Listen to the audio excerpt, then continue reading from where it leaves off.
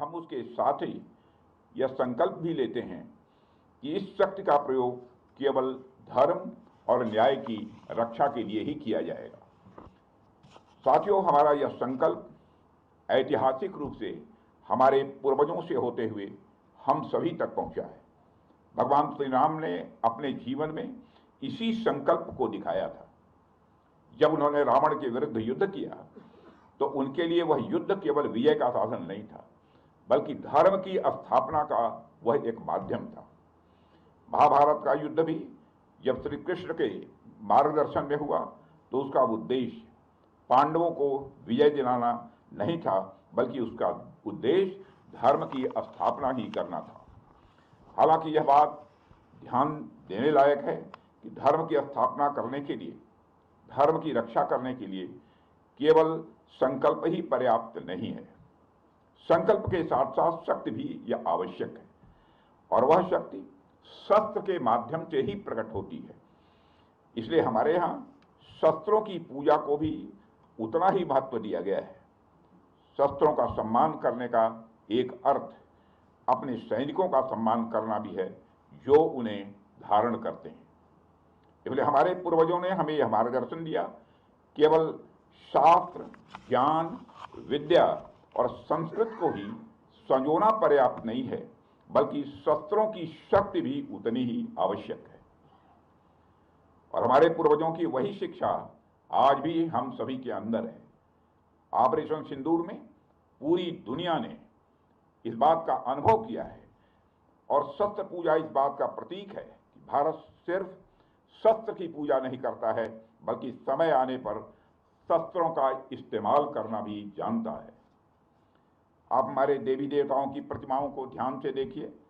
उनके एक हाथ में शास्त्र है तो दूसरे हाथ में शस्त्र है, क्योंकि हमें वह संदेश देते हैं कि शास्त्रों की रक्षा शस्त्र से ही की जा सकती है। अगर हमारे पास ज्ञान है लेकिन उसे बचाने के लिए हमारे पास शक्ति नहीं है तो स्वाभाविक रूप से वह ज्ञान नष्ट हो जाएगा। और अगर हमारे पास केवल शस्त्र है परंतु उनका मार्गदर्शन करने वाला जो ज्ञान चाहिए वह ज्ञान नहीं है, तो वह शक्ति अराजकता में बदल जाएगी। इसलिए शास्त्र और शस्त्र का संतुलन ही हमारी सभ्यता को जीवंत और अजेय बनाता है। साथियों, शास्त्र के मामले में तो हम हमेशा ही समृद्ध रहे हैं, लेकिन मुझे गर्व है कि भारत शस्त्रों के मामले में भी समृद्ध बन रहा है। आज अपने आत्मनिर्भर भारत के संकल्प के कारण भारत शस्त्रों का सिर्फ कंज्यूमर ही नहीं, शस्त्रों का केवल उपभोक्ता ही नहीं, बल्कि मैन्युफैक्चरर और एक्सपोर्टर भी बन रहा है। साथियों, शस्त्रों की पूजा का यह दिन केवल हमारे व्यक्तिगत जीवन तक सीमित नहीं है, बल्कि हमारे राष्ट्रीय जीवन से भी गहराई से यह जुड़ा हुआ है। जब एक राष्ट्र के रूप में हम अपने शस्त्रों का सम्मान करते हैं तो हम केवल हथियारों का नहीं, बल्कि हम अपनी सामूहिक शक्ति, अपनी सुरक्षा और अपनी स्वतंत्रता का भी सम्मान कर रहे होते हैं। भारत जैसे विशाल और विविधता से भरे राष्ट्र के लिए शस्त्रों का महत्व और भी बढ़ जाता है, क्योंकि हमारी सीमाओं पर जो चुनौतियां हैं उनका स्वरूप कभी आसान नहीं रहा है, और ये चुनौतियां भी अलग अलग तरीके से आती हैं। उत्तरी सीमाओं पर भी स्थितियां चुनौतीपूर्ण हैं।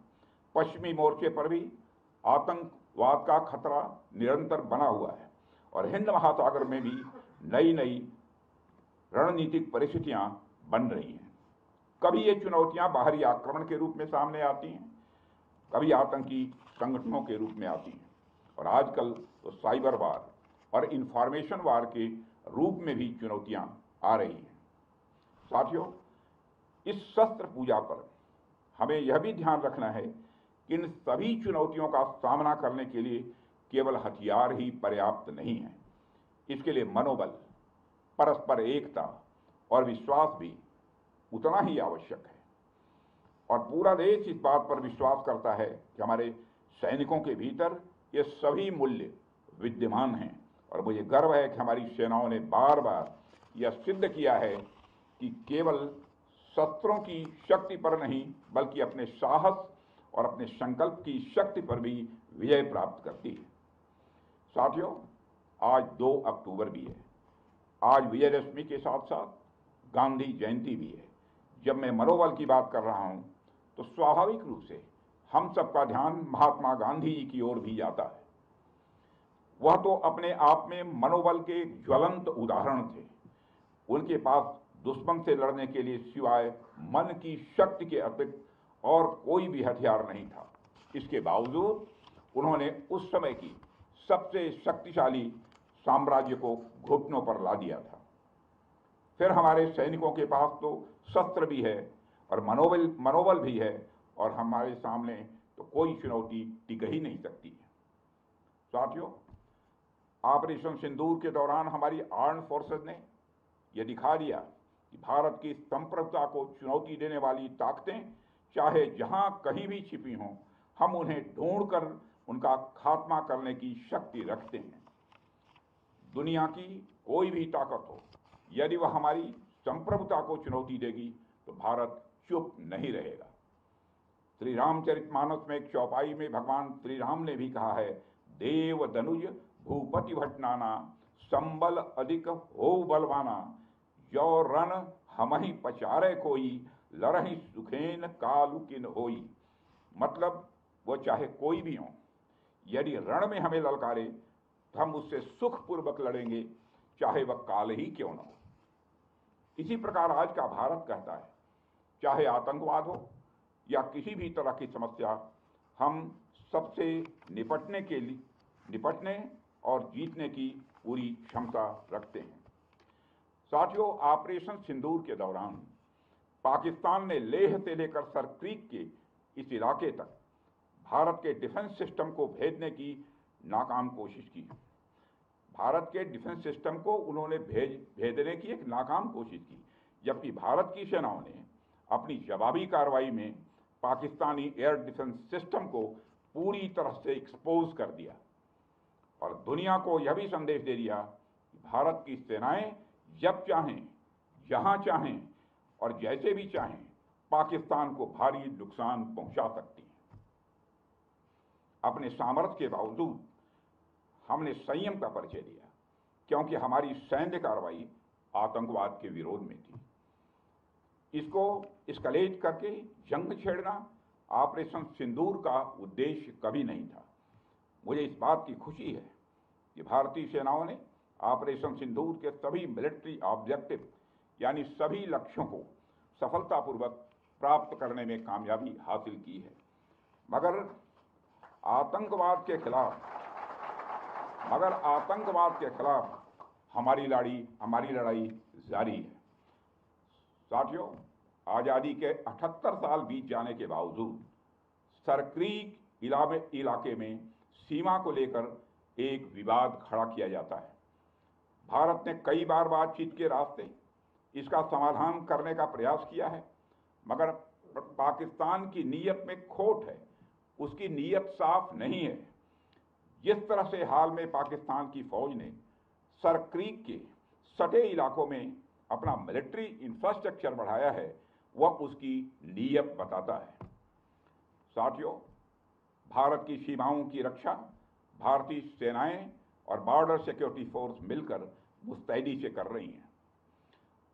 अगर सरक्रीक इलाके में पाकिस्तान की ओर से कोई भी हिमाकत की गई तो उसे ऐसा करारा जवाब मिलेगा कि इतिहास और भूगोल दोनों बदल जाएंगे मेरे साथियों।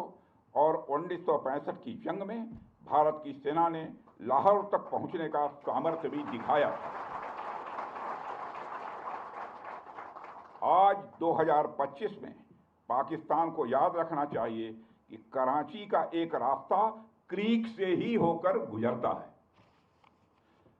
साथियों, आज जब हम यहाँ शस्त्र पूजा कर रहे हैं तो हमें मां दुर्गा के उस स्वरूप को भी स्मरण करना चाहिए जब सभी देवताओं की शक्तियों का सम्मिलन हुआ और वह दिव्य शक्ति के रूप में प्रकट हुई।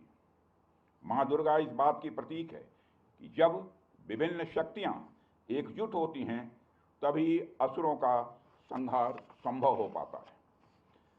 इसमें हमारी नेशनल सिक्योरिटी इंफ्रास्ट्रक्चर के लिए भी एक मैसेज है।